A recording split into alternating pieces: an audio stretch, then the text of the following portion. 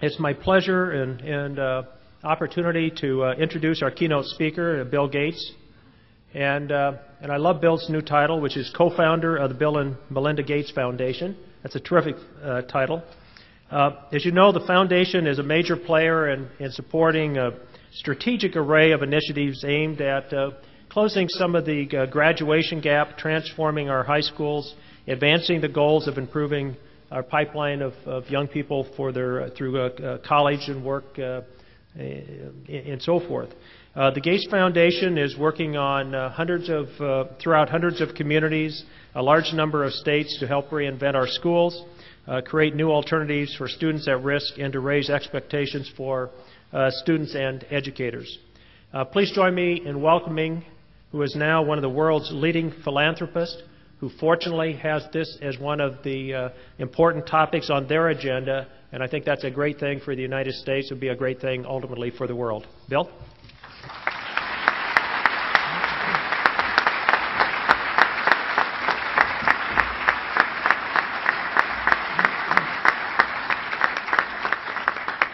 Well, thank you, and thanks for the kind introduction.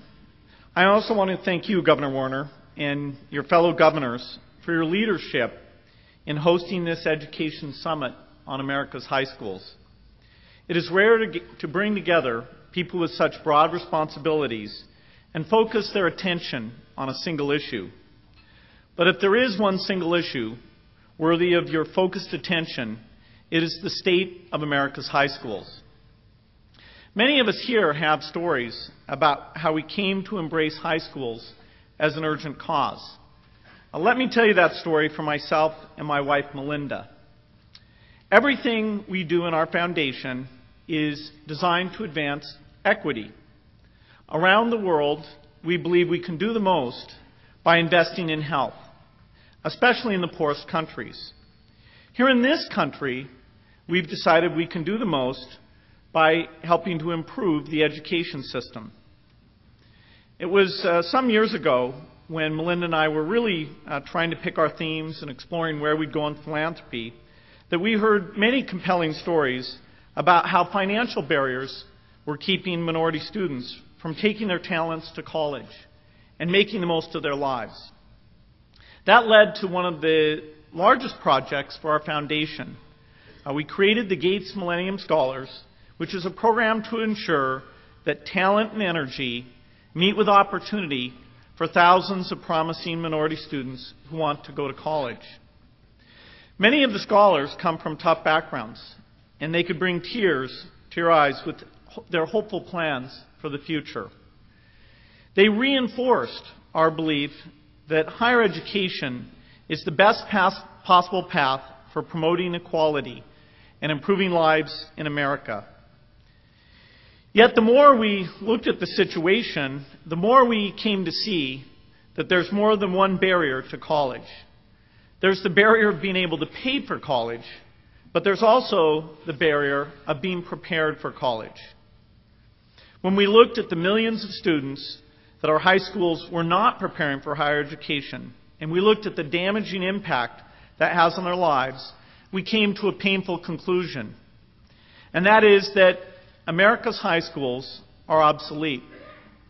By obsolete, I don't just mean that they're broken or are flawed or underfunded, though a case could be made for every one of those points. By obsolete, I mean our high schools, even when they're working as designed, cannot teach all our students what they need to know today. Training the workforce of tomorrow with these high schools is like trying to teach kids about today's computers on a 50-year-old mainframe. It's the wrong tool for the times. Our high schools were designed 50 years ago to meet the needs of another age. Until we design them to meet the needs of this century, we will keep limiting and even ruining the lives of millions of Americans every year. Today, only 1/3 of students graduate from high school ready for college, work, and citizenship. 1/3. The other 2/3, most of them low income and minority students, are tracked into courses that won't ever get them ready for college. or prepare them for a family wage job, no matter how well the students learn or the teachers teach. This isn't a flaw in the system, it's part of the design of the system. In district after district, wealthy white kids are taught Algebra 2, while low-income kids are taught how to balance a checkbook. The first group goes on to college and career. The second group will struggle to make a living wage. Let's be clear. Thanks to dedicated teachers and principals around the country, the best educated kids in the United States are still the best educated kids in the world. We should be proud of that. But only a fraction of our kids are getting the best education. Once we realize that we're keeping low-income and minority kids out of rigorous courses, there can only be two arguments for keeping it that way. Either we think they can't learn, or we think they're not worth teaching. The first argument would be factually wrong, and the second would be morally wrong.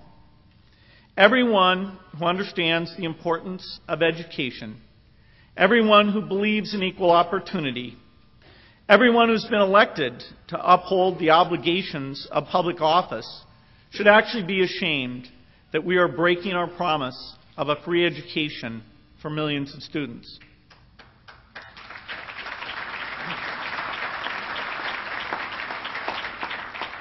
For the sake of these young people and everyone who will depend upon them, we must stop rationing education in America. I'm not here as an education expert. I had a corporation and a foundation. One I get paid for, and the other one costs me money. But both jobs give me a perspective on education in America, and both perspectives leave me appalled. When I compare our high schools to what I see when I'm traveling abroad, I'm terrified for our workforce of tomorrow. In math and science, our fourth graders are among the top students in the world. By 8th grade, they're in the middle of the pack. By 12th grade, United States students are scoring near the bottom of all industrialized nations. We have one of the highest high school dropout rates in the industrialized world. Many who graduate do not go on to college, and many who do go on to college are not well prepared and end up dropping out. The U.S. college dropout rate is also one of the highest in the industrialized world. The poor performance of our high schools is preparing students for college. Explains why the United States has dropped from first place to fifth place in the percentage of young adults with a college degree. The percentage of a population with a college degree is important, but so are sheer numbers. In 2001, India graduated 1 million more students from college than the United States. China graduates twice as many. And if we compare engineering degrees, China is graduating 6 times as many as the United States. In the international competition to have the best supply of knowledge workers, America is falling behind. This is the heart of the economic argument for better high schools. It essentially says we better do better about giving these kids an education because it's hurting us. But there's also a moral argument for better high schools, and that says we better do something about these kids not getting an education because it's hurting them. Today, most jobs that allow you to support a family require some post-secondary education. This could mean a 4-year college, a community college, or a technical school. Unfortunately, only half of all students who enter high school even enroll in any of these post-secondary options. That means that half of all students starting high school today are unlikely to get a job that allows them to support a family. Students who graduate from high school but never go on to college will earn on average about $25,000 a year. For a family of 5, that's close to the poverty line. But if you're Hispanic, you earn less. If you're black, you earn even less. About 14% less than a white high school graduate. Of course, those who drop out have it even worse. only 40% have jobs. They are nearly 4 times more likely to be arrested than their friends who stay in high school. They are 4 more likely to have kids in their teens. 1 in 4 will turn to welfare or other kinds of government assistance. I think everyone agrees this is a tragedy, but it's the high schools that are letting these kids fall through the cracks. And this can be helped. We designed these high schools, and we can redesign them. But first, we have to understand that it doesn't start with the high school design. They're the result of an assumption that we have to change, and that assumption is about political will.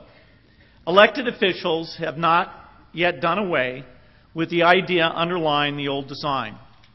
The idea behind the old design was that you could train an adequate workforce by sending only 1/3 of kids to college, and that the other kids either couldn't do college work or didn't need to. The idea behind the new design is that all students can do rigorous work, and that for their sake and for ours, they need to. Fortunately, there is mounting evidence that this new kind of design can work. The Kansas City, Kansas Public School District, where 79% of students are minorities and 74% live below the poverty line, was struggling with high dropout rates and low test scores when it adopted the school reform model called First Things First in 1996. This included setting high academic standards for all students, reducing student-teacher ratios, and giving teachers and administrators the responsibility to improve student performance and the resources they needed to do it. The district's graduation rate has climbed more than 30 percentage points. These are the kind of results you can get when you design high schools to prepare every student for college. At the Met School in Providence, Rhode Island, 70% of the students are black or Hispanic. More than 60% live below the poverty line. Nearly 40% comes from families where English is a second language. As part of its special mission, the Met enrolls only students who have dropped out in the past or who are in danger of dropping out. Yet, even with that student body, the Met now has the lowest dropout rate and the highest college placement rate of any high school in that state. Those, again, are the kinds of results you can get when you design a high school to prepare every student for college. 2 years ago, I had a chance to visit High Tech High in San Diego. This was conceived in 1998 by a group of business leaders who were alarmed by their city's shortage of talented workers. 35% of High Tech High students are black or Hispanic. All of them study courses like computer animation or biotechnology in that school's state-of-the-art labs. High Tech High scores on statewide academic tests are 15% higher than the rest of the district, and their SAT scores are 139 points higher. Again, those are the kinds of results you can get when you design a high school to prepare every student for college. These are not isolated examples. These are schools built on principles that can be applied anywhere. The new 3 R's, the basic building blocks of better high schools. The first R is rigor, making sure that all students are given a challenging curriculum that prepares them for college or work. The second R is relevance, making sure kids have courses and projects that clearly relate to their lives and goals. And the third R is relationships, making sure kids have a number of adults who know them, look out for them, and push them to achieve. The 3 R's are almost always easier to promote in smaller high schools. The smaller size gives teachers and staff the opportunity to create an environment where students achieve at a higher level and rarely fall through the cracks. Students in smaller schools are more motivated. They have higher attendance rates, they feel safer, and they graduate and attend college in higher numbers.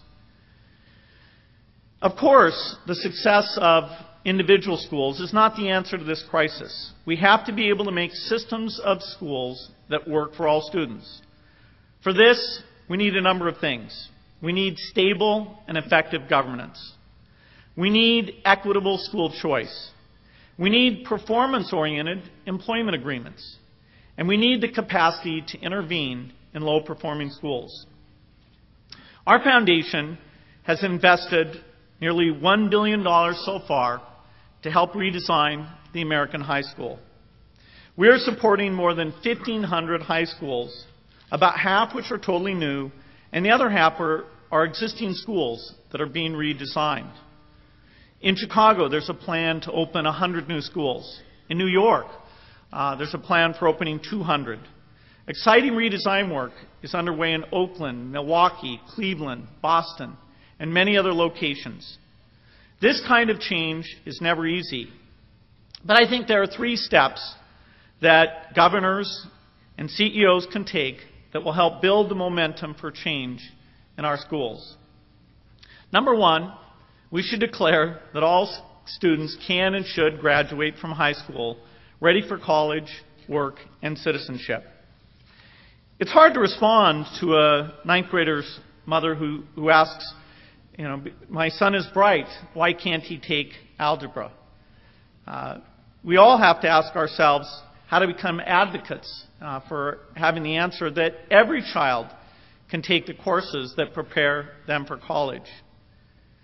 The states that have committed to getting all students ready for college have made good progress, but every state must take the same commitment. Number 2, let's publish the data that measures our progress towards the goal. Over the last few years, there's been a focus on measurement, and that's important. It's helped us realize the extent of the problem. But we need to know more. What percentage of schools are dropping out?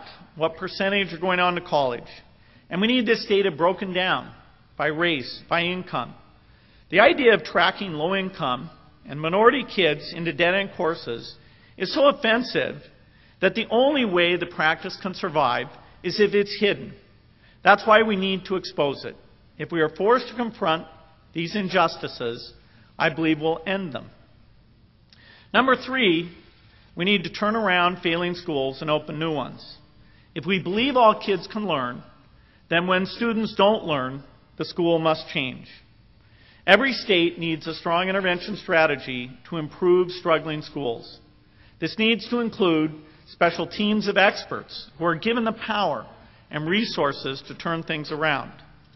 So if we can focus on these 3 steps, high standards for all, public data on our progress, turning around failing schools, we'll go a long way toward ensuring that all students have a chance to make the most of their lives. Our philanthropy is driven by the belief that every human being has equal worth. We're constantly asking ourselves where a dollar of funding or effort can make the biggest impact for equality. We look for strategic entry points. Where is the inequality the greatest? Where are the worst consequences? And what offers the best chance for improvement? We decided that high schools are a critical intervention point for equality because that's where children's paths diverge. Some go on to lives of accomplishment and privilege, and others to lives of frustration, joblessness, and even jail. When I visited High Tech High in San Diego, one young student told me that High Tech High was the first high school he'd gone to where being smart was cool. His neighborhood friends gave him a hard time about that, and he said he wasn't sure he was going to stay. But then he showed me the work he was doing on a special project involving a submarine. This kid was very bright. It was an incredible experience talking to him because his life really did hang in the balance. And without teachers who knew him, who pushed him, who cared about him, he wouldn't have had that chance. Think of the difference it will make in his life if he takes his talent to college. Now multiply that by millions. That's what's at stake. If we keep the system as is, millions will never get that chance to fulfill their promise. That is offensive to our values, and it's an insult to who we are. Every kid can graduate ready for college. Every kid should have that chance. Let's redesign our schools to make that happen. Thank you.